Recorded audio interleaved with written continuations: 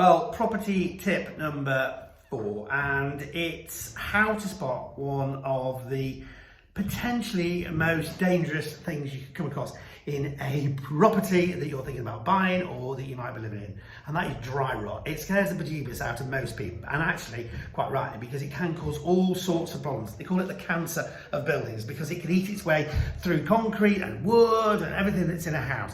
But it can be eradicated. There are lots of professional firms out there who'll sort it, and you can get proprietary products you just paint on. But I thought you might like to see exactly what dry rot looks for. And in this house in Kent, I found exactly that. In the cellar here, just look at that. That is dry rot. So you can see it's actually quite beautiful, the sort of patterns there, and it's also over here on this wall. It looks a bit like the sort of roots of a plant, but if you see that in your property, then really don't just leave it, just think about it.